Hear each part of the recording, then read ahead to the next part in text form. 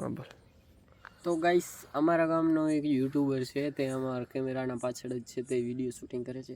તે રોજ વિડીયો બનાવે છે, તે શોર્ટ વિડીયો બનાવે છે, યુટ્યુબમાં લાઈવ થાય છે. તેમના 152 સબસ્ક્રાઈબર છે. તેને જાણું કે હું આને માણસને તમે જોઈ શકો છો. તો ગાઈસ આ જે કેમેરાના પાછળ છે તે અમારા ગામના યુટ્યુબર છે. તેઓ વિડીયો બનાવે છે, યુટ્યુબ પર લાઈવ થાય છે, પછી યુટ્યુબના પર વિડીયો અપલોડ કરે છે. તો તમારા સબસ્ક્રાઈબર કેટલા છે? ભાઈ અમારા સબસ્ક્રાઈબર 150 કન હતા. 150 કન હતા. તમારા આમદાની પર લાઈવ થાવ ત્યારે તમારા વ્યૂ કેટલા આવતા? વ્યૂ પહેલાં 100-150 જેવા વ્યૂ આવતા.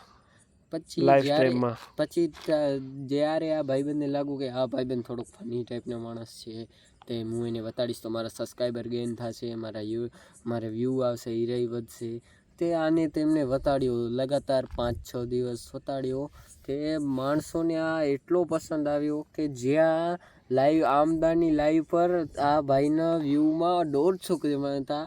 પછી આ ભાઈને જ્યારથી વતાડ્યો ને ત્યારે આ ભાઈને પોતાના જ 2 ફોન ચાલુ કરીને રાખી દેવા પડતા અને વિડીયો જોવા પણ 2 જ જણા હતા.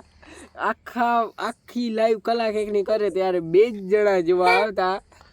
એક તો જ્યારે ભાઈના 2 ફોન જ છે, 2 ફોન ચાલુ કરીને રાખી દે.